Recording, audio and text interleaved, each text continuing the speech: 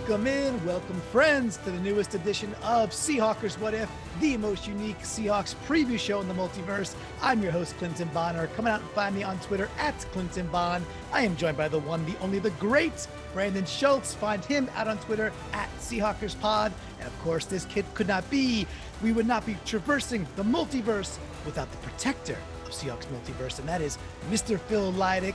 Mr. Phil, gentlemen, the whole thing, all of us together. It is the day before, the day before, the day before, the day before, as we record this, and it's the day before Thanksgiving. So before we get into Seahawks talk, this is a quick fire. Let's go to Brandon first. Brandon, one thing you are thankful for. Go. Everybody that is awesome. Everybody is awesome, or at least everybody that is awesome, not the Lego song. Yeah, everyone. He wasn't that including awesome. Vladimir Putin in that. He just said everybody right, that not is awesome. Just all the awesome people. Like if you the consider awesome people, right? Yeah. Right. If I consider you awesome, I'm thankful for you. Right. So if the Lego song was about just the awesome people, not everything is awesome, everyone is awesome. But if you are awesome, then Brandon is thankful for you. Mr. Phil, how about you? One thing that you are thankful for as we enter this this awesome holiday season. That is really hard. I'm thankful for a ton of things. And Thanksgiving is my very, very, very, very, very favoriteest holiday. So I'm thankful for Thanksgiving because I like being around thankful people. And I like myself better when I'm thankful, Clinton. I don't know about you. Being thankful is just it keeps your hair a little bit more full, darker. It keeps your relationships happier all the way around. Thanksgiving is the best. I love thankfulness, and I'm excited about this week. I've been enjoying it already. Awesome. Good stuff. I'm thankful for business travel and it being back because my butt's getting on a plane to Michigan on December 7th. And then come December 11th, Sunday morning, I have I got a screamer going from Detroit. I'm landing at SeaTac. I'm going to figure my way out to Lumen Field, and I will be there at Seahawks versus the Panthers. I have not been there since 2019. Nice. So I'm thankful for business travel, for getting me, I can't say halfway across the country because that's just bad math. But I'm going that way. So might as well keep going. So I'm awesome.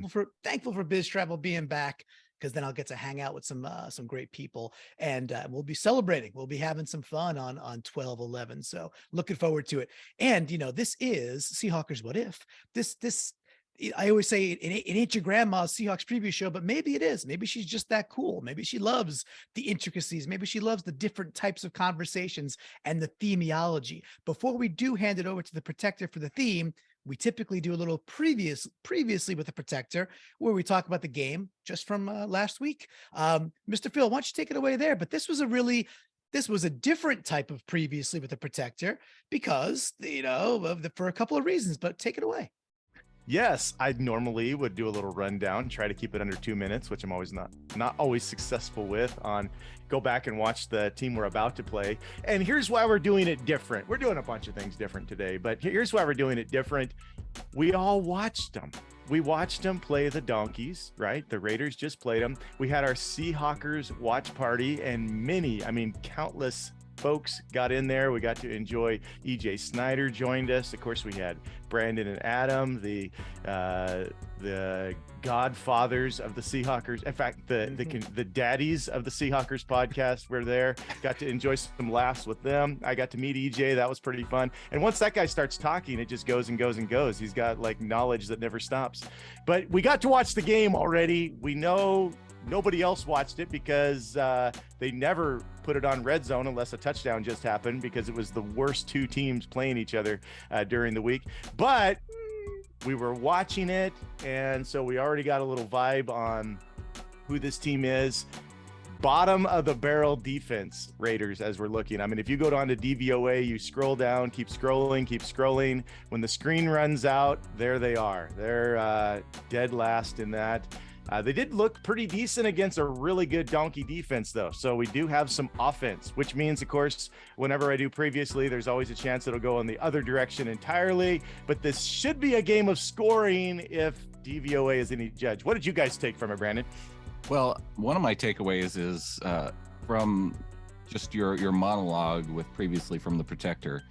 If you can't get it out in 2 minutes that for a game that we all watched, then I think that's it might be a you problem, Phil. Yeah, maybe it is. It's a me issue. I watch a game, I watch it on the condensed, and I have all these notes, and I try to boil it down best I can. Yeah. But with the and Raiders, even when you don't do the previously, I feel like you probably went about 2 minutes right there. So I still just ramble on, don't I? No. I should have just said Phil's ramblings. Maybe Phil's we ramblings. just we rename the segment up front here. Adam's I think it has a ring to it. That doesn't make me maybe feel very like nice, Brandon. meanderings, maybe meanderings. That's a little more gentle. It's more river-like, right? So it's going somewhere. It's going towards a delta. I think that might be it. How to say you're I think a we minus. just need.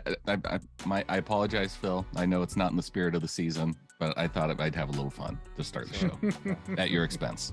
Brandon's giving tips on how to say you're a minus, not a plus, in a unique way. Yeah, but I'm just about to hype you up as soon as we get into the show, and we get to see like the work that Phil put into this week's episode.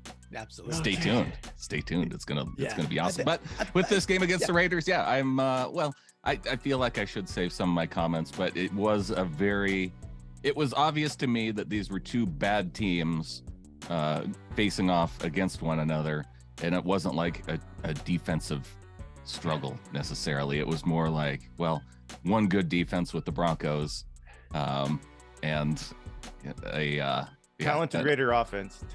Talented Raider offense, and then the opposite, like the Broncos offense against the Raiders defense. It just made the Raiders defense look okay-ish. Would the Raiders be any different if they had more than one player show up?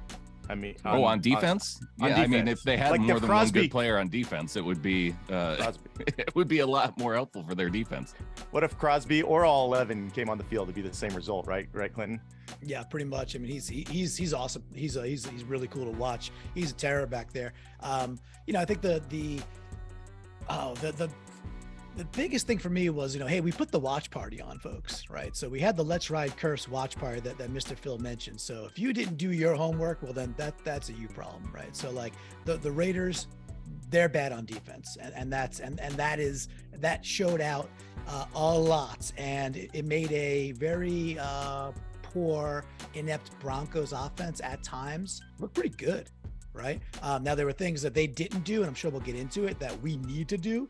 But I think that'll be, taking us into this week's What If. But basically, if you didn't watch the game, that's a you problem. You should have watched it. There was nothing else on, folks. We took it from a 2-minute previously with the Protector to a 3-hour, 5 different dudes previously or currently. Yeah, we saw what was. We want to go to what is, right, gentlemen? What if? What could happen? Okay, so we get into this theme here. Only once every 4 years does the beautiful game gain the eyes of the entire world. Curling. What? Curling. Olympic curling. That's exactly what I was thinking, you rascals.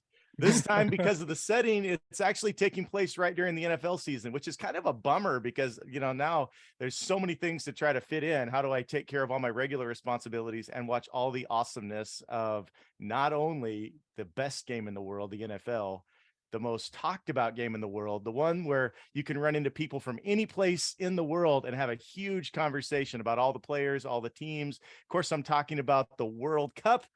And so with a little bit of a World Cup type mindset theme here, we're going to, as we did when the Mariners made the playoffs, normally I actually thought I would have a Thanksgiving episode every single year on What If, because it's such an awesome holiday.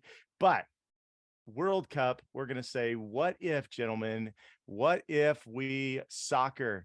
And we have prepared something a little more unique this time.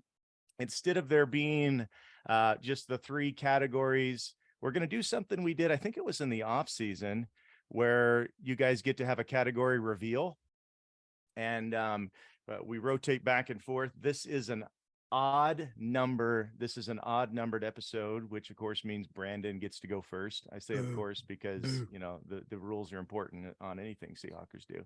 But Brandon will get to go first. And so he picks the category. We will slide and reveal what is on behind that.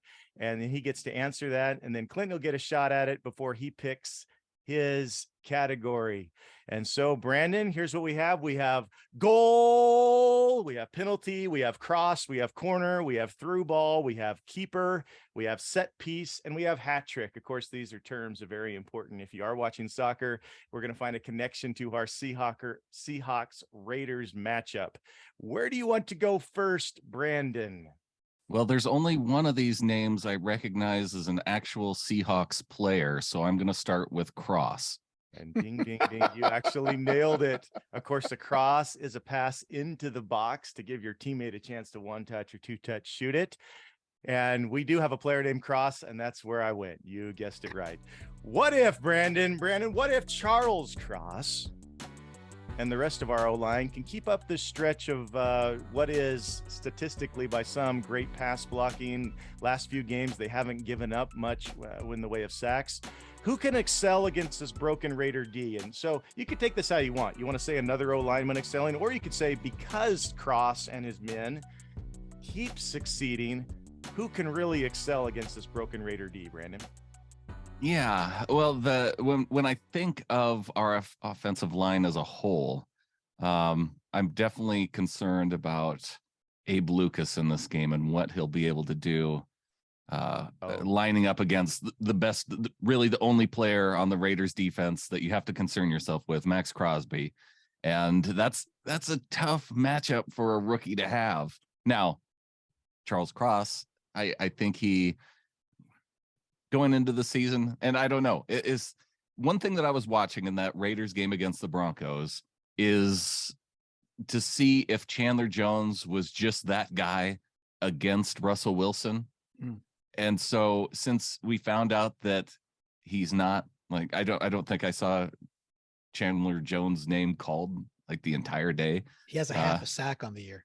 So I know there's that, right? Yeah, but I thought with the matchup against Russ, because he would always just show up in those games again. Like he would finish the season when he was with the Cardinals with 16 sacks, and I was pretty sure 8 of them were just from the 2 games against the Seahawks. Like that's how he much more dominant he was playing Russell Wilson and the Seahawks. So I mean, that's been Adams, shtick for years, right? He's but it's not shtick. It's like, no, he's right. I mean, hey, shticks could be correct, right? They could be based in fact, but like that's right. Like he's made a Hall of Fame career literally sacking Russell Wilson, right? Like and so I'm, unless it's the Seahawks thing, or maybe Chandler Jones is just finally washed and Charles Cross doesn't have to worry about him. That's one of the things I'm going to be watching, but I think that Cross can handle Jones. And I think Abe Lucas, who is balling out this year, I think he can do well against Max Crosby, but it's still going to be a fun matchup to watch. Very good. Yeah, Crosby gets his sack, it seems like, almost every game.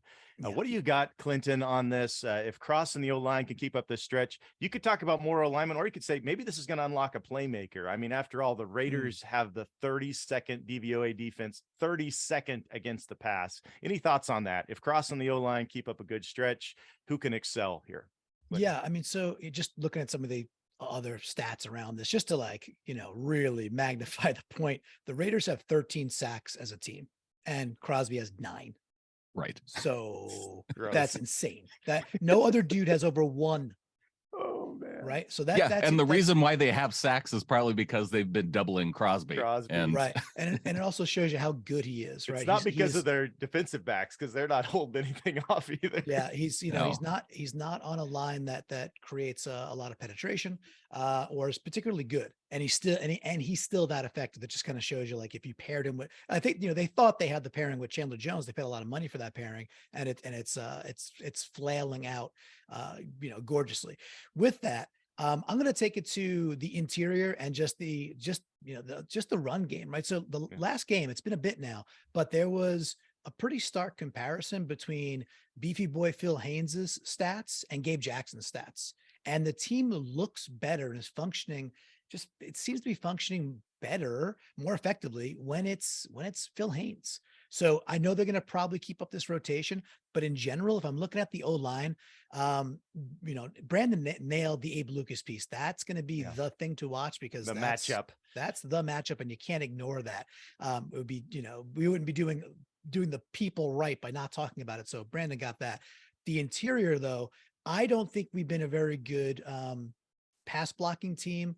And we've had some leaks through A gap blitzes throughout the year as well. So just put the focus on that interior. Can the guards continue to play? D-Lou's been playing better, I feel like, week after week. Is there going to be this further stretch between the success of Beefy Boy Phil Haynes and Gabe Jackson kind of middling, or will Gabe Jackson catch back up and be like, no, not so fast? So I'm going to really be kind of focused in on the trenches there, and we'll see how it breaks. I don't know how they're going to play it. I'm a big Phil Haynes stan, essentially, and fanboy. I want him to win the job more, kind of outright at this point, but that's where I'll be focused, at least. And hopefully it just shows out that we're very consistent up the middle. And hey, the Bucks could not run the ball until they killed us with it. And the Raiders cannot generate pass rush outside Max Crosby. Well, I don't want to finish that sentence, if you catch my gist. Yeah. All right. Where are we going next, Clinton? Your pick. Yes, this is fun. Picking is fun. All right. So I'm when I grew up, and still to this, I was a baseball catcher. I was a hockey goaltender. And in soccer, I was also a goaltender. Another name for a goaltender, of course, is the keeper. So let's go keeper. That is near and dear to my boyhood, which I enjoyed. All right, Clinton. So I guess what we should take is that you're done growing up. You said when I grew up. So I guess I am done growing up. Okay. Sad day. At 44, all right, keeper. I'm done. The goalkeeper, Clinton. What if one defender can have a game-saving tackle, maybe a game-saving play? This is a simpler question. Who might that be in this matchup? Sometimes that one play by the keeper just keeps going. Who do you got? I got it. I'm locked in on this one. This is a fun question. The reason the choice for me is this person is because of who they would have to tackle. And if they're tackling them downfield, that could spell a little problem for us. So I've got Quandre Diggs coming up and laying the boom on what would and could be a big Josh Jacobs, potentially take it to the house type play. It's whether it's shoestring, whatever it is, but Jacobs looks like he's got daylight. Diggs comes flying off screen, and he's had a kind of a, I think if folks are studying film, it's like, well, Diggs is pretty much doing Diggs things, but it hasn't been splashy. It seems like a little bit of a down year after the injury. So how about that big splashy saving type thing where Jacobs could have taken it to the house if not for a really good open field tackle by Diggs? That's fun to predict that. I like that. Very nice. All right, Brandon, the big keeper play, a big defensive play in this matchup. Yeah, I figure since Clinton mentioned Josh Jacobs as the one guy on offense we'd like to see a big play made against. The other guy that you have to concern yourself with on this offense is Davante Adams. Mm-hmm. And we see, what we saw when we watched this game against the Broncos is that Adams likes to line up kind of in that similar spot as DeAndre Hopkins for the Cardinals, and that's right across from Tariq Woolen. So if I can see a defender making one of those game-saving plays, and this brings me to one of my favorite things in soccer is when you see the goalie, like they do the high kick toward the goal, and the goalie jumps up and kind of knocks the ball up with the hand just to push it. Yeah. And there's probably a term for it, like Clinton said. Yeah. Right. Yeah. And so it reminds me of football in that way of a corner defending one of those deep passes down the sideline where they get their hand up at the right time just to push the ball away for the pass breakup. The PBU. Love the PBU. And I want to see one of those from Tariq Woolen as Carr's going toward the end zone to Davante Adams, and Woolen's just able to slap it away. Yes. I bet Sherm would be an awesome keeper, wouldn't he? Don't you think? Mm-hmm. Absolutely. Hey, those long arms. Yeah. Maybe not with the kicking part, but he'd be a good protector of the goal for sure. Mhm. Awesome. Okay, Brandon, next category. It's on you. All right. I'm going to go with set piece. Set piece. Do you know what a set piece is? No. I do. Oh, Clinton wants to jump in with his knowledge. The set piece is what, Clinton? Well, like a corner kick would be a set piece, or like, that's Free a kick. set piece. But a free kick, or like, the ref places the ball down and then you kind of like, you run the little play. You It's a line set your piece. guys up. Somebody's Yeah. gonna run a distraction run. Someone's Yeah. gonna run a trailing run, and you Little try set to piece. you get a chance to just sit there with the ball sitting there and kick it right to where someone can nail in a shot or tap it to a teammate. Yep, a set piece. So it's basically a play. This is where if the soccer coach gets to design any plays, it's in connection to set pieces. Mhm. What if, Brandon, the Hawks can eliminate one play or play type on D? Because a huge part of setting up your soccer defense is knowing what the opponent's going to do. What's maybe been troubling us, or we can see that the Raiders are good at, there's a certain play or play type. What should that be, and how should we eliminate it? It's one thing to know we struggle with it or they're good at it. How might we eliminate it if you can eliminate something, Brandon? If I'm going to eliminate something, could I be the trick play? Like, I know that we had a trick play that kind of worked this last First down. game. Yeah. So I want to take that out. I don't feel like you need any kind of cuteness to get by the Raiders. Adam's winning you over, Brandon. Well, look, it's not just Adam that feels that way is the thing. Yes. I do feel we've just seen more trick plays go badly than well. And in a game against the Raiders, I think you want to eliminate those plays that have the potential to be negative and just swing the game wildly in their favor. And you have to watch out for that enough just with regular plays. As exciting as they are, I just don't think it's needed in this matchup against the Raiders. Yeah. Well, you didn't go, I should have anticipated, but you didn't go the direction I thought you might go. So maybe Clinton will. If the Hawks can eliminate one player play type, what would you pick, Clinton? Yeah, I think this one's like Brandon's grabbing at the green bean casserole and grabbing at the well, I love the biscuits, but grabbing at the biscuits and leaving the beautiful dark meat turkey just sitting there with the gravy boat. For me, I think it's on film now. The play that's killed us a couple of weeks in a row, right? That the drag across the middle, the D-hop, the Julio. Yes, D-hop, Julio Jones, Devontae Adams. So before you continue, Clinton, this is what I thought one of you would say, and I hoped you would. Here's what I really hope. Part 2, that's the play we want to get rid of. How are we going to do it? Give it to us, Clinton. Yeah, I mean, I think so. So I did, I talk about these dudes because I think they're skilled. Matty F. Brown and the Seattle Overload fellas, they broke that play down, and they talked about like who was supposed to carry, like who was, because I think PFF ended up saying it was Woolen's fault, right? But it wasn't Woolen's fault. That was supposed to be Brooks carrying that the official breakdown was, it was actually supposed to be Brooks.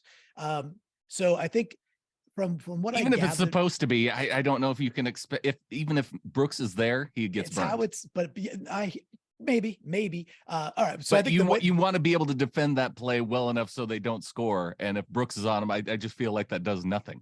Right. Well, I mean, the way it was presented was that if Brooks does what he's supposed to do when he's supposed to do it, then he's meeting the dude at the ball like a la Cam Chancellor, and he's got a chance to blow it up. Now, it's complicated. They actually went into the idea that this is not the norm and not the way you typically defend this play, but they had a reason why they want to defend it in the way that they would here, which is like you're in man until a certain point, and then you break into zone. It was interesting, right? So I think the way to defend it is like, I think they've got the right thing schematically drawn up, and now it's literally about execution. So if we see Jordan, what about anticipation too? Maybe they know how to do it. It's anticipating the moment. You think? I guess. Yeah. I mean, I think that's got to be part of it, right? Yeah. The recognition, right? And you got to expect that it's going to be run. You got to expect it. So that's what I'd love to see eliminated. And the way it might be eliminated potentially is if we can get a Bam Bam Chancellor-esque blow up over the middle. Oh, yeah. Like, how cool would that be? We haven't seen that in a while, right? Like, beginning of the Super Bowl, Demaryius Thomas or who was just people didn't run that against Cam very often. No. So if we could get a little bit of that that spirit of Bam Bam to run through Brooks. That would be really something. So I'll wish for that. Yeah, it seems to be on the particular slide on the offense's right where we're getting hit at it. You know, you don't have to play all zone and all man in the same time. I mean, we might, I'm sure Hurt knows that. Like the best player, maybe he should have somebody on him all the time and the other guys can play zone. Is yeah, that you don't option? want a situation like when you come to the end of the game in overtime, for instance, and a touchdown wins the game, and then you just decide not to cover their best player in the most critical moment. Like that would be devastating. Yeah, careful. but that was fun though. But we did have fun doing that. Like I kicked the game back on and just spicy take, Brandon. I don't know. Okay, Clinton, next category, right? Ooh. Okay, so I am I love me some hockey. It's actually way more chances you'll see this in hockey than you will in soccer because it's a superior sport. Let's go hat trick. Oh, I don't think so, but that's okay. Hockey's so much better. But that's okay. Let's go hat trick. Going with the hat trick. Okay. Yes. Here we go. Plus, I'm wearing a really nice hat, which got rave reviews on our watch trick. party. I gotcha. Okay. So hat trick, of course, everybody knows a hat trick because they use it across sports. It's where you get three. It's where you get three of the big stat, right? What if one of our players can get his hat trick? Touchdown, sack, field goal, interception, explosive play. Pick an idea, a hat trick of something they'd like to get. Who might realistically get one that would most thrill you, Clinton? Yeah, I got one. So it's a toss up between the two players, but I'm gonna pick one. What I would this is kind of cool because this whole thing's about some wishes, right? We do the wish at the end, but these are all wishes. I love kind of a lot of wishes. Yeah, you're but we're in the season. We're in the season of wishing and again being thankful. So what I would love to see, and a hat trick that I think is achievable, especially against this porous pass defense by the Raiders. How about we get the Lockett hat trick, right? We get the Lockett hat trick of he gets a touchdown. We're not calling for three, but he gets a touchdown. He is into the double-digit receptions, and he's over 100 receiving yards on the day. I like it. Something 11 for 121 and 1. That perfect would be a nice. See this hat? I'll throw it right off my head if that happens. Right off my head. I'll go get it because I like it, but I'll throw it. Loading the stat card. I like that kind of hat trick. How about you, Brandon? Hat trick. The hat trick that would most thrill me in this game against the Raiders. It would be I would actually go and give it to our entire red zone defense because I think one thing that you really have to worry about with this Raiders team, and I don't want to get into an offensive shootout where you're trading touchdown for touchdown.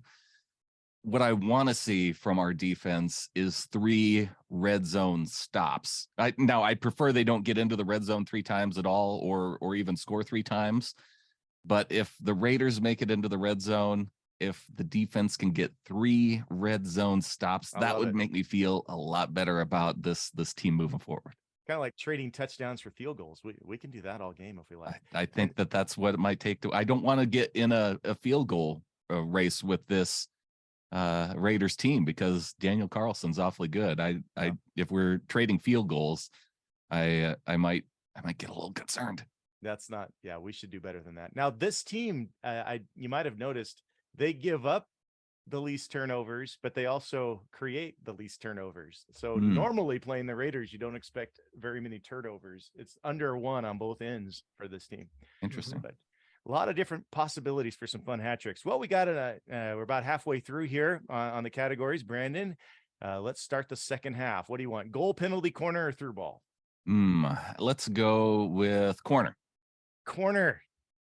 You guys, we know what a corner kick is. Yes, of course. They're fun. Corners. I love the ball. Yeah, I will say in soccer, Phil, the athleticism displayed on, really throughout the game, but in corner, oh man, those are cool. Those talk about physical. The guys inside during the corner kick are shoving with all their might and trying to do it in such a way where they don't get a penalty. But corner the ball. Anytime it goes out of bounds at the end of the field, it's placed there by the flag, and you get a corner kick.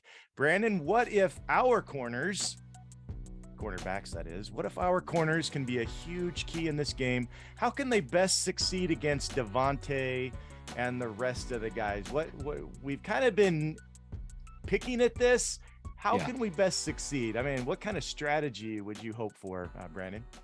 I think one of the things I want to see, we talked about the play that the Seahawks need to defend against and how, maybe the linebackers can play a role in that.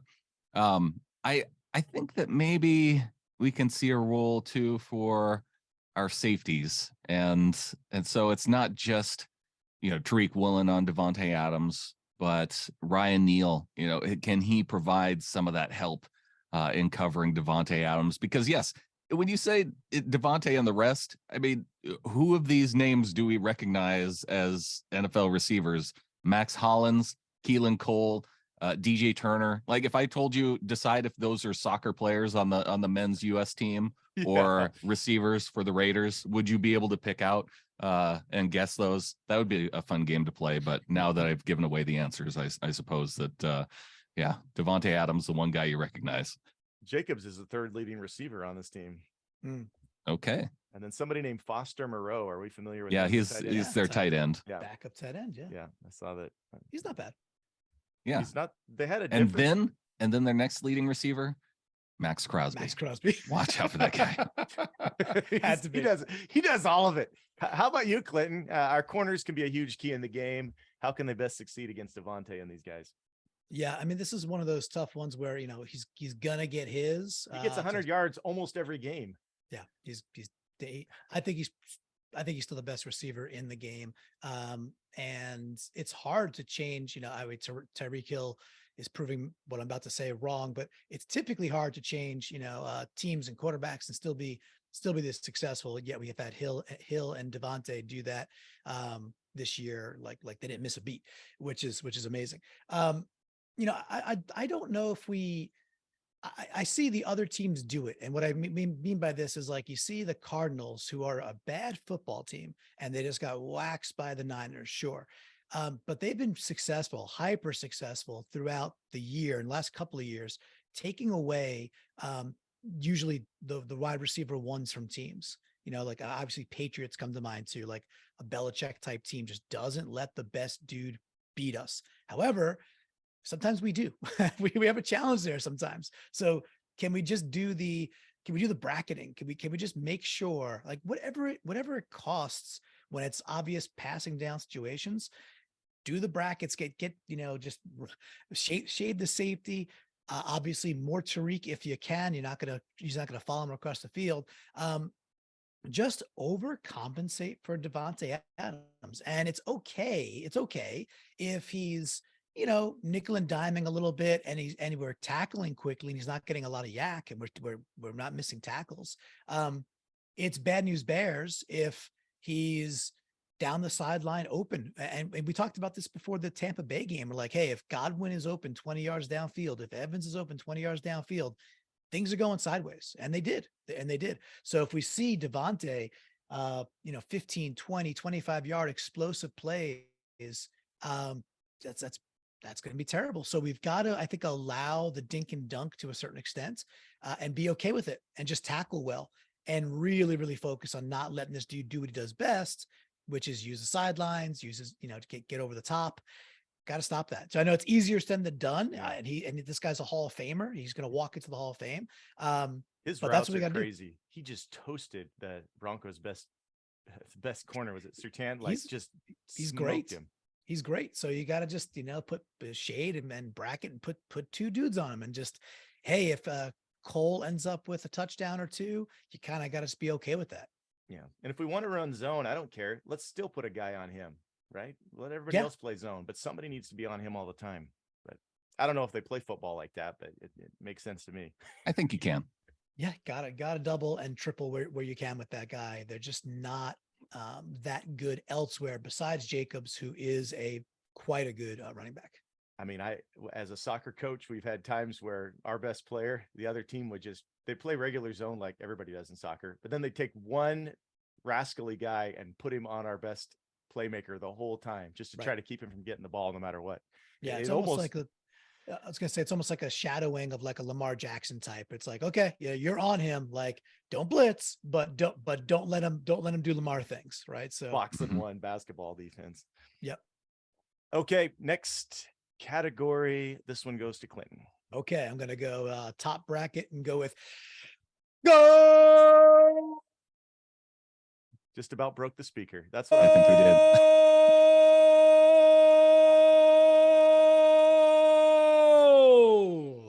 Now you got to jump in all the Spanish or Portuguese right afterward. No, I can't Yeah, do it. yeah. I'm not good at it. Okay. Goal it is. Goal it is. Clinton, what if you can identify the primary goal for the Hawks running game in this matchup? This is our goal. We need to get the running game going again. What's the primary goal for us against this definitely below average running defense? All right, I'm going to manipulate this a little bit. That's fine. Maybe you hate the question. Just No, it's not. I don't hate the question. I prefer a different outcome. I have a different answer that I want to give to the... Exactly. This is politics 101, right? Thank you, moderator. Answer the question you want to answer, right? No, that's so fine. I think, but I'm going to use your words here. So I'm going to change the goal, a primary goal being that we have to run the ball well. I don't think we do. I think if we, what I want to say, I think we were so committed to doing that last week and we got behind and it hurt us. And the team was, I think this is a good answer. Yeah. The team was able, we were able to expose Tampa. We had 4 drives in the second half and all right, a field goal, the fumble, 2 touchdowns. One more of those results in a touchdown and we're in the game, or if we win that game. I don't want to see us spend a quarter or a quarter and a half trying to be like, we've got to establish the run. I think the inverse with this team will work better. It's not about like, I love running the ball. I think the inverse will work better. I want to see them come out as they did in the start of the second half. If it's tight ends, stuff to the sidelines, and then you saw Walker having his best runs of the day in the third quarter and some of the fourth quarter because things loosened up. So if it's like, Mucinex and all blocked up there, loosen up the middle of the field early. Crossers, drags, tight ends, loosen up, then pound Ken Walker. I think that's a better path to success against a team that cannot defend the pass. So don't waste, let's say, 20 minutes of time trying to, not expose what they're terrible at, and that's defending the pass. Yeah, Geno passes to set up the run. You didn't change the question at all. That's totally fine. The goal for the Hawks running game in this matchup is to wait for the pass to set them up. I mean, I don't think you didn't answer the question. Well, thank you. I appreciate that. How about you, Brandon? All right. Well, for me, it would be the idea that, similar to that idea of you want to establish the run. And I think there's still, they may still want to do it against a Raiders team that is not that great against the run, but I don't want them to think that they can just run at their best player. Like that seems like the obvious mistake that you could make and be like just run at D-blow. Just go into this thinking, hey, you know what? Let's just go right at Max Crosby in this game. Let's wear him out in the run game to slow down his pass rush. Exactly. And I think that would I don't know. I don't want to see that. He's that good. I think that's going to end up blowing up some runs and put you in some second and long and third and long situations. And so run up the middle, run away from that guy, do the sweeps to the left instead of the right. I want to stay away from Crosby and him having an impact also in the run game. Okay. So the goal is to avoid their best players. I kind of like that as well. Yeah, that's it. Okay. Well, next category then, Brandon, we got penalty and through ball. That's what we have left. All right. I'm going to go with through ball. Through ball. Do you know what through ball is? You don't know through ball is, Brandon? Okay. No, I took the one off the board that I knew, Charles Cross. Oh, that's right. You knew one of them. Okay. Yeah. You'll see through balls if you watch any of the World Cup. It's where they send a ball forward so that your teammate can run on to the pass. It might be from deep, it might be from close. Oh, that's like the deep pass. Yeah. It's often a deep pass, or you have the guy overlapping on the side and you kick it forward past your defender and he loops around to it to get in front of the goal. So it's how he can run onside without being caught offsides, which I could have done offsides as one of the categories, but we didn't. Well, you don't have Jermaine that would be a the penalty team anymore. Yeah. No more Fetty, so we're good.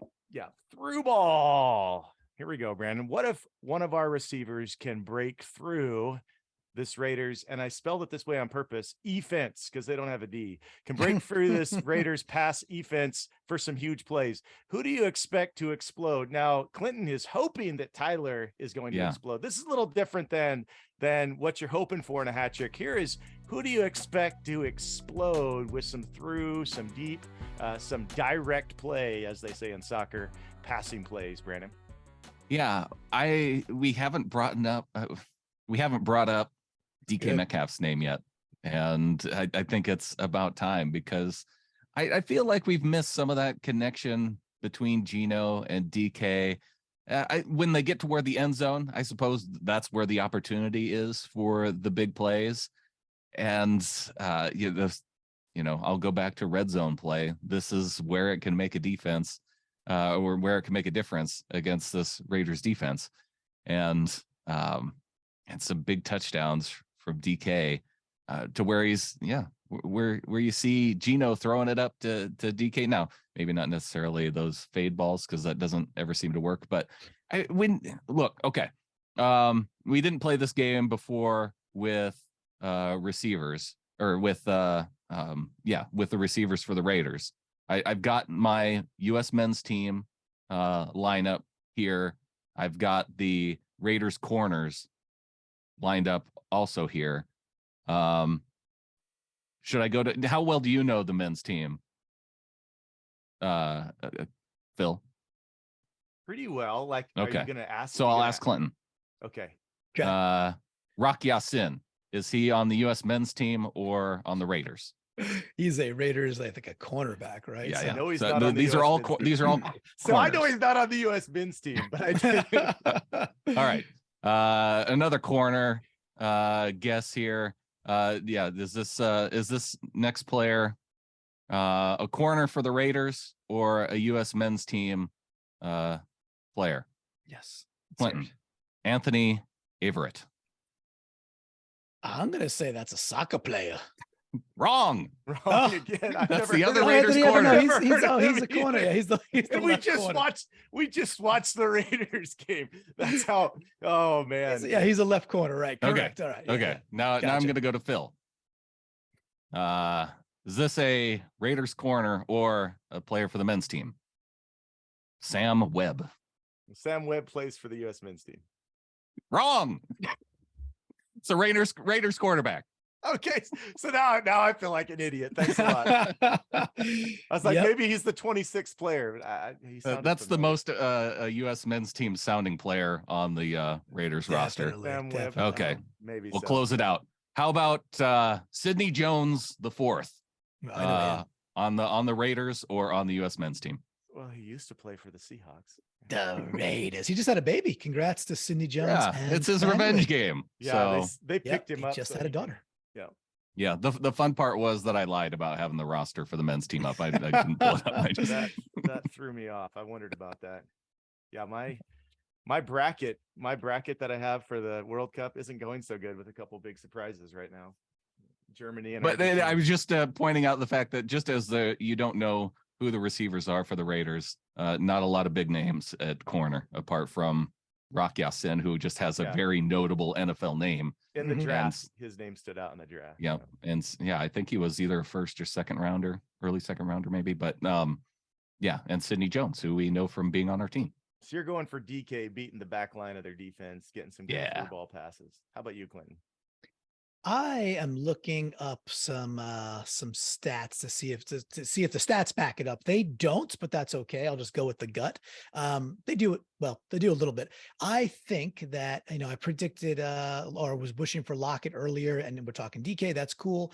I do think I hope and believe we're going to mimic the start of the second half in the first quarter. I think that's what we're going to do. So this becomes. Is it Uncle Will? Is it Noah Fant? I think it's a Fant day. I just got a feeling it's a Fant day. Raiders have been okay against tight ends, and sometimes not bad at all. Like there's a couple of games they only give up like a stretch where they only gave up 4 receptions, 3 receptions, 1 reception. So they're actually not getting killed by tight ends too often. They had a weak game against the Cardinals early in the year. And then the last game, I think it might have been Dulcich. I'm sure he got at least most of them. He had, they had 6 receptions on 7 targets. So I expect, use and abuse that middle of the field. So I'm going to call a Noah Fant game to break out a couple of like seams, something down, maybe not touchdowns, but things that are 20 plus yards where you're like, ooh, Fant's on it. And he's like 60, 70, 80 yards when the day is done, which would be pretty big for Noah Fant. No, that sounds great. I love it. I'm hoping DK has a big game. He's been DK's ready for a big game, isn't he? Oh, he is. I agree. Okay, I like how we didn't pick penalties because we don't want penalties. We don't like, that's want just we don't want them to the point that we didn't even pick it. We might want him in this game, given who is the most penalized, commonly one of the most penalized teams in the NFL. Clinton, what if penalties are a factor in this game? What concerns or advantages could we expect in this area? Penalties, the Raiders always get a lot of them. Our team's finally getting better at it this year. Yeah. I think they are 32nd in pass defense DVOA for a reason, right? Yeah. They're bad. A lot of it is their penalties.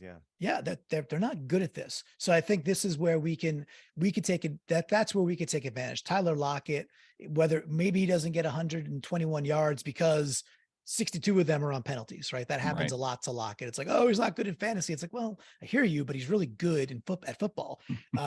So he draws a lot of penalties. So I think that's where I would go is like to piggyback the Lockett one is like he's drawing a couple downfield. Or we see Goodwin, get behind a dude or two, and he's drawing a few. I think that is where we would see it. And just to flip it to the other side of the coin, they don't have a lot of weapons. So we just can't have the scene where Devontae Adams is getting behind us and we're tugging at his jersey. Like, hate to be a broken record on that one, but who else are you going to talk about on this offense? Ain't going to be big. So my answer though, Lockett drawing those, 2 or 3 big ones downfield, and it's moving the chains. I think we can almost predict that it will happen. Yep. How about you, Brandon? Same thing, or you got something else? Yeah, it's really the same thing for me as far as that's where I would expect the penalties to show up, is in the passing game and on the Raiders secondary. Maybe they can get 12 a little bit too. Maybe the fans can help. Hey, there we go. Maybe see some false starts. We need you. We need you 12s. Nice. Something previously predicted that didn't come true last week. What's the weather supposed to be? I haven't checked the weather on this game. I haven't either. Okay. Let's noisy. It's good. It's gonna be very noisy. Let's just see if it's gonna be a little cloudy or not. Let's see. Ooh, Sunday showers. Oh, showers. I mean, it does rain in Seattle, right? So it's light wind, and then it does say afternoon showers. So that's gonna be raining deep balls from Gino. That's my weather. Yeah, I like it. Okay, I like how the weather is on point with noisy with a chance of deep balls to DK Metcalf. That's the weather that we're expecting. Yes, I'd watch that movie. Rain down. Yeah, there's no reason it can't. Speaking of which, Brandon, we need to get to prediction time. We need to close out the show here. Nobody got any points last week, so Clinton continues with his lead. I think it's at 5-3. Yep, I got it written down here. 5-3. We both of y'all predicted a Hawks win, which sadly did not take place, and the wishes weren't really there either. So, Brandon, what's your prediction for this matchup and your wish, or the other direction, whichever way you want to go first? My prediction would be 28-16 Seahawks victory. And my wish for this game is for Abe Lucas to allow 3 or fewer pressures going up against the Raiders' best defensive player. That sounds good. I like that. Yeah, because really, if he doesn't get immediate pressure, they're toast. Their DBs are so bad. The only way, if you watch Crosby's sack mashup, they're all because he just obliterated his blocker that quick. Yeah, the DBs help no one when it comes, and maybe that's where Chandler Jones got his sacks originally. Anyway, was he had a better defensive backfield back over there? I don't know. That probably played into it a little bit. How about you, Clinton? what do you got? Your wish and your score. Yeah, I'll go my wish first. I will say I wish that we get to celebrate and he's kind of been a little quiet the last few weeks, so I want to summons him back to the limelight, and that would be Captain Thigh Arms himself. I want to see a sack, not just a tackle for a loss, but a sack on Carr from Captain Thigh Arms, Al Woods. That's the wish, because that'll just be good things. If he's breaking through that's good things. So I want the sack there. The score, I think it's going to be actually a pretty close game, unfortunately. Excuse me for one sec. Now, the reason I think this, I think the Seahawks fandom right now, fandom and Twitter is a little overconfident. A little bit. I think we came into Tampa a little overconfident, kind of got, hopefully knocked down a peg. And I think the Raiders are better than their record shows. Yeah, because they lost some games by a freaking hair. It was the Cardinals game where they blew it, like just stuff like that, right? They're not that bad. They're not that bad of a team. Their defense is not good, but they are not that bad of a team, and they can move the ball. Josh Jacobs was running the ball effectively versus what is a better run defense than we put out there. It just was. So I am a little fearful that they're going to give us the Tampa Bay medicine, and try to do it that way again. And that this is why it all compiles to me. That's a closer game. I'm going 23-21 Seahawks. I don't want this. I want Seattle to get out hot. I don't think we may. I think we may be stuck in we've got to run the ball first philosophy, though I'm calling for the opposite. 23-21 Seahawks get this squeaker, and we're nail biting when we don't feel like we should or have to, but we are. But that's okay. We'll take the W. And Mr. Al Woods comes up with a big sack in a big moment for the wish. I love it. You're right. And you're right about only the Saints obliterated them. Everybody else, it's been within one score. I just looked it up to fact check true. Clinton is right. And they do have a very talented roster on offense. There's no doubt about it. Hey, if they scored 16 points, that would be their second lowest total for the season. So maybe there's a little bit of a wish within my score prediction. Within the score. Yeah. I think we could get into a higher scoring affair. That's certainly possible. All right, gentlemen, I guess we're out of time here. And favorite thing on Thanksgiving, watching football. Is that the favorite? Something with the family? Got a favorite moment in Thanksgiving? What you got, Brandon? Food, family, food, family, football. Food, family, football. That's how he ranks them. Food, family, football. How about you, Clinton? I love it's not a ranking. I just tagged that on there for you. I just put your ranking and how you said it. Pretty sure. I couldn't let that slide, Phil. All I'm saying is you said food, family, You'd get me in trouble. Okay. I think you pretty much force rank those, Brandon. I'm gonna stick to food. The family's great and all that stuff, and I'm gonna watch football. But I'm just saying, like, listen, the order. You get the good biscuit. You make sure it's buttered properly. With the good salted butter too. You put the dark meat turkey on there. You put a little stuffing on there. This is on the biscuit. This is not on the plate. On the biscuit. A little bit of gravy, maybe a little cranberry if you're into that sort of thing, and you make yourself these delicious biscuit sandos, and it's so darn good. And people are like, I don't like turkey. You're doing it wrong. Get the dark meat, put it inside the delicious biscuit with some toppings, and away you go. That's what Thanksgiving is, man. I could smell it, and tomorrow I'll be tasting. I'm ready for it. Now, do you go with the layer of stuffing in between the layers of turkey with the biscuit? Like a biscuit Big Mac version. Kind of like what was it, the double-decker taco back in the day from Taco Bell? Yeah. The soft shell wrapped outside the hard shell, right? Or inside the hard shell with a little bean paste. Brandon, I will trial that. I'll trial that tomorrow. I will take a photo of it and I will post it somewhere. I'm not telling you where. It could be on Twitter, it could be on Facebook. It might be elsewhere, maybe the Discord, but I will post a photo of that particular biscuit sando and I'll let you know how it is. I like how you tease that. You have to be everywhere within the Seahawkers social media cloud to be able to find it. It'll be like a Where's Waldo of Clinton's turkey sandwich. Right. I'll put a picture of my leftover awesomeness on there as well. Nice. Awesome. Gross everybody out, but I love it. Beautiful. Gravy on everything. I love gravy. If you can't put gravy on it, it belongs on the dessert table. Everything else is gravy. And the whole Thanksgiving, the gratitude, the gravy of gratitude, just put it on everything. Enjoy your Thanksgiving. Focus on, if you're not thankful for it, don't say it, don't think it. The gravy of gratitude, just like the gravy on your plate. Have a wonderful Thanksgiving, everyone. Anything else, gentlemen? That's it. Oh, sir, have a great Thanksgiving. So happy Thanksgiving. What if we say go Hawks? Go Hawks. Go Hawks. Go Hawks.